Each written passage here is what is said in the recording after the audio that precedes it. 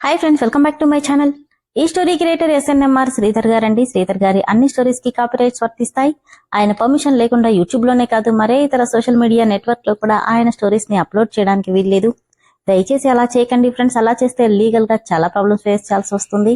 అలానే ఈ స్టోరీస్ చదువుతున్న వాళ్ళైనా వింటున్న వాళ్ళైనా మీరు మరే ఛానల్లోనైనా శ్రీధర్ గారి స్టోరీస్ ని చూసినట్లయితే వెంటనే నాకు కామెంట్ బాక్స్ లో మెసేజ్ చేయండి. ఇది పూర్తిగా రైటర్ శ్రీధర్ గారి ఛానల్ అండి. కేవలం ఆయన స్టోరీస్ మాత్రమే ఇందులో ఉంటాయి. కానీ కొంతమంది పేర్లు మార్చి వేరే ఛానల్స్ లో ఆయన స్టోరీస్ ని అప్లోడ్ చేస్తున్నారు. మీరు అలా చూసినట్లయితే నాకు మెసేజ్ చేయండి. ఇక లేట్ చేయకుండా వీడియోలోకి వెళ్ళిపోదాం ఫ్రెండ్స్. ఎస్ఎన్ఎంఆర్ శ్రీధర్ గారు రాసినటువంటి మనోభిరాముడు 190వ భాగం.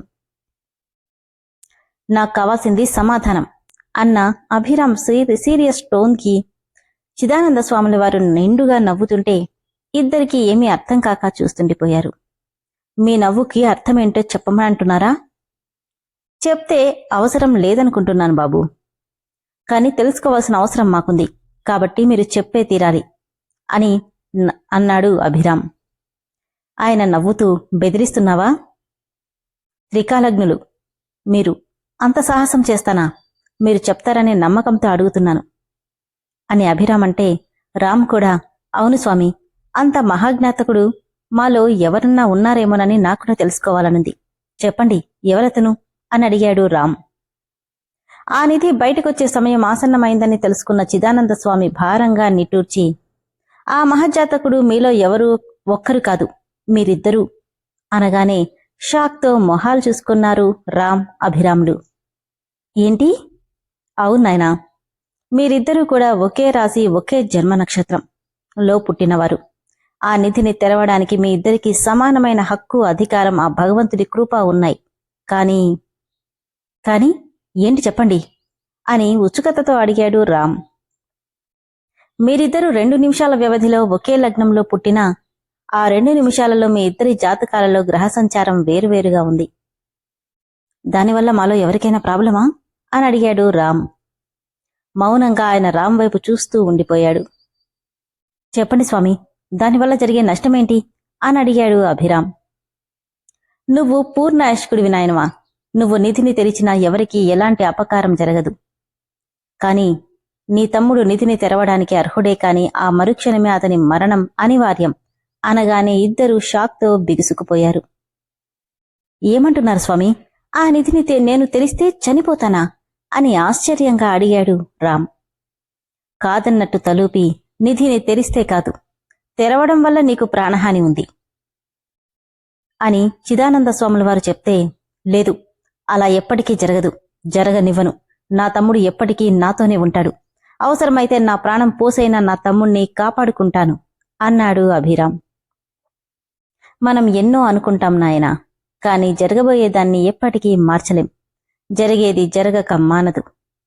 అంటే నా తమ్ముడు ఆ నిధిని తెరుస్తాడు, కాని నాకు దూరం అవుతాడు అంటారా అని కోపంగా అడిగాడు అభిరామ్. నవ్వుతూ, అది ఆ పరమేశ్వరుడికే తెలియాలి. అంతవరకు రానివ్వను స్వామి. ఈ జాతకాలు మరొకరికి చేరితే కదా నా తమ్ముడు నాకు దూరమయ్యేది అంటూనే సన్నగా వెలుగుతున్న చిరు దీపానికి ఆ జాతకాలను పెట్టగానే ముగ్గురి కళ్ల ముందు అవి ఎర్రగా కాలిపోయాయి. చిదానంద స్వాముల వారు నర్మగర్భంగా నవ్వుతూ, అవి కేవలం కాగితాలే నాయనా, వాటికి చెందిన మనుషులు ఇక్కడే ఉన్నారు. అంటే నా తమ్ముణ్ణి కంటికి రెప్పలా కాపాడుకోవడానికి నేను కూడా తన వెంటే ఉన్నాను స్వామి. మా నాన్నగారు ఎందుకు వీటిని అంత భద్రంగా దాచారో ఇప్పుడు నాకు అర్థమైంది. ఇక వీటి అవసరం ఎవ్వరికీ లేదు, రాదు అని రామ్ వైపు చూసేసరికి ఏదో ఆలోచిస్తున్న అతన్ని చూసి, ఏంట్రా దీని గురించి భయపడుతున్నావా అని అడిగాడు అభిరామ్. నవ్వుతూ, భయమా? చావుకి నేనెప్పుడూ భయపడనన్నయ్యా, ఎందుకంటే అది మనకి చెప్పిరాదు. నా విషయంలో అది చెప్పి మరీ వస్తుందని స్వామి అంటున్నారు. ఎంతమందికి ఉంటుంది ఈ అదృష్టం అని రామ్ నవ్వుతుంటే, రేయ్ చంపేస్తాను ఇంకో మాట అన్నావంటే, నేనుండగా నీకేం కాదు, కానివ్వను, పద, మనం వచ్చిన పని అయిపోయింది అని ఆయనకి చేతులు జోడించి నమస్కరిస్తూ, ఇక వెళ్తాం స్వామి అంటే, నవ్వుతూ, వెళ్ళొస్తాం అనాలి నాయనా అన్నాడు చిదానంద స్వామి. మళ్ళీ రావాలనుకోవడం లేదు స్వామి. నేనే కాదు, నా ముందు తరాల వాళ్లు కూడా ఇంకెప్పుడు మీ దగ్గరకు ఈ విషయం గురించైతే రాకూడదని మనస్ఫూర్తిగా కోరుకుంటున్నాను అని చెప్పి రామ్ చేయి పట్టుకుని ఒక్కడుగు ముందుకు వేయగానే దాదాపు చిన్న సైజు స్కేల్ అంత పొడవుగా పెరిగిన అతని చేతి గోర్లు అభి భుజంపై పడ్డాయి. దాంతో 2 అడుగులు వేసినవాడు కాస్త మళ్లీ వెనక్కి తిరిగి ఇద్దరు.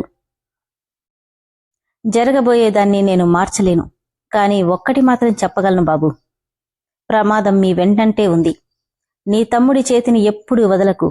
అదే అతనికి శ్రీరామ రక్ష. ఈ మాట పరిస్థితి చేయి దాటిపోతుందని నీకనిపించినప్పుడు గుర్తుపెట్టుకో అని ఒక్కో అక్షరాన్ని ఒత్తి పలికాడు చిదానందస్వామి. అమ్మవారి కుంకుమని ఇద్దరి నుదుటినా దిద్ది, ఏ ఉద్దేశంతో అయితే ప్రద్యుమ్న మహారాజు ఆ నిధిని భూస్థాపితం చేశాడో ఆ ఉద్దేశాన్ని భంగపరిచేలా మీ తర్వాత తరాల వాళ్ళు ఎవ్వరూ ఇక్కడికి రాకూడదని నేను కూడా కోరుకుంటున్నాను. నేను నిత్యం ఉపాసించే ఆ గాయత్రీదేవి ఆశీస్సులే కాక నీ వంశ ఇలవేల్పైన పరమేశ్వరి కృపాకటాక్షాలు కూడా మీకెల్లవేళలా ఉండాలని మనస్ఫూర్తిగా ఆశీర్వదిస్తున్నాను అన్నాడు చిదానందస్వామి. నవ్వి అక్కడి నుండి బయలుదేరారు అభి, రామ్ ఇద్దరు. అప్పటికే చాలాసేపటి నుండి వీళ్ల సంభాషణ మొత్తం విన్న చిదానంద స్వాముల వారి శిష్యుడు ఆయన దగ్గరికొచ్చాడు. స్వామి, అతనికి మరణం అనివార్యమా అని అడిగాడు. అవును శిష్య, నాకెందుకో మీరు వాళ్ళ దగ్గర దేన్నో దాచారనిపిస్తుంది. ఆ విషయం చెప్పలేదు అన్నాడు అతను. చిదానంద స్వామి నిర్మలంగా నవ్వుతూ, వాళ్లు వచ్చింది వాళ్ళ జాతకమేంటో తెలుసుకోవడానికి మాత్రమే. ఒక్కోసారి విధి ఆటకి తలరాత కూడా తలకిందులైపోతుంది శిష్య. ఏం జరుగుతుందో ఆ వంశానికి మిగిలేది ఒకే ఒక్క వారసుడో లేక అంటూ ఆగి ఏదైనా కాలమే నిర్ణయిస్తుంది అన్నాడు. అంటే ఆ వ్యక్తికి చావు తప్పదా స్వామి? భారంగా నిట్టూర్చి, చెప్పాను కదా శిష్య, భవిష్యత్తుని మనం మార్చలేం. కాని ఎప్పటినుండో ఆ వంశాన్ని పరిరక్షిస్తున్న నేను వాళ్ల కర్మానికి వాళ్లని వదిలిపెట్టలేను అని ఇందాక కాల్చడంతో బూడిదైపోయిన కాగితాలను దోసిట్లోకి తీసుకుని కళ్ళు మూసుకొని మంత్రాలు జపించగానే ఆ బూడిద మొత్తం మళ్లీ యథావిధిగా కాగితాలుగా మారిపోయాయి. వాటిని చూసి నర్మగర్భంగా నవ్వుతూ, అఖండ హోమానికి సిద్ధం చేయి శిష్య అంటూ ఆయన శిష్యుడికి ఆదేశించాడు చిదానందస్వామి. మార్తాండ చెప్పిన మాట ప్రకారం అభిరామ్ల వెనకాలే వాళ్లకు తెలియకుండా రాజేంద్ర తన మనుషుల్ని పంపించడంతో చిదానందస్వామితో వాళ్లు మాట్లాడిన ప్రతి మాట రాజేంద్ర మనుషులు విని ఎప్పుడైతే వాళ్ళిద్దరూ వెనుతిరిగారో అప్పుడే వాళ్లు కూడా అక్కడి నుండి సైలెంట్ గా వెళ్లిపోయారు. అక్క, బావలిద్దరూ ఉన్నట్టుండి ఒకేసారి వెళ్లారేంటి అని అడిగింది యశు. ఏమో యశు, ఎవరు ఫ్రెండ్ని కలవాలని వెళ్లారు. పేరు కూడా చెప్పలేని ఆ ఫ్రెండ్ ఎవరో. ఎవరైతే ఏంటక్క, ఫ్రెండ్ అని చెప్పారుగా. నువ్వెప్పుడు ఇంతేనక్క అని నార్మల్గా తీసుకుంటావు. అసలే బావ నవమన్మధుడు. తన కోసం ఎంతమంది రతీదేవులు ఎదురు చేస్తున్నారో ఏంటో. చాలేవే నువ్వు నీ అతి మాటలు. ఆల్రెడీ రిటర్న్ వస్తున్నామని మీ బావ ఫోన్ కూడా చేశాడు. పద, రావడమే ఆకలంటూ వస్తారేమో, వెళ్ళి వాళ్ళకేమైనా రెడీ చేద్దాం. అబ్బా, అది కాదక్కా, అది ఇది ఏమీ కాదు, నోరు ముసుకుని పద అంటూ యశుని లాక్కెళ్ళిపోయింది మను. శృంగేరిలో చిదానంద స్వాముల వారు అభిరాముల గురించి చెప్పిన ప్రతి ఒక్క మాటని తూచా చెప్పకుండా తన మనుషులు చెప్పారు రాజేంద్రకి. రాజేంద్ర ఆనందానికి అడ్డు అదుపు లేకుండా పోయింది. పిచ్చివాడిలా గట్టిగా నవ్వుతూ తన సంతోషాన్ని వ్యక్తపరుస్తుంటే, రాజేంద్ర, ఇన్నేళ్ల మన ఎదురుచూపులకి ఫలితం ఇంకో వారం రోజుల్లో దక్కబోతుంది అన్నాడు రాజేంద్ర. అవును మార్తాండ, ఇద్దరు నాకు చేసిన అవమానాలకి మిగిలిన శత్రుశేషాన్ని కూడా అంతం చేసే రోజు దగ్గరకొచ్చింది. ఏమంటున్నావు రాజేంద్ర? ఆ ఇద్దరికి నిధిని తాకే అర్హత ఉన్నప్పుడు గంగిగోవు లాంటి రామ్ ఉండగా ఇక అభిరామకృష్ణతో మనకి పని లేదు. రామ్తో ఎలాగైనా నిధిని తెరిపించడం, ఆ మరుక్షణమే నా చేతులతో వాణ్ణి అడ్డంగా నరికేయడం జరిగిపోవాలి. అప్పుడు తమ్ముడు శవాన్ని చూసి ఆ కుటుంబమంతా కుల్లి కుల్లి ఏడుస్తుంటే అప్పుడు ఒక్కొక్కరిని నా చేత్తో నేనే కసితీరిగా చంపేస్తానని కర్కశంగా అంటుంటే ఆ మాటలు వింటున్న వాళ్ళందరికీ తెలియకుండానే ఒంట్లో భయం మొదలైంది. విన్నారు కదా ఫ్రెండ్స్, స్టోరీ ఎంత బాగుందో కదా. సో నిధిని తెరిచే హక్కు రామ్, అభిరామ్ ఇద్దరికీ ఉంది.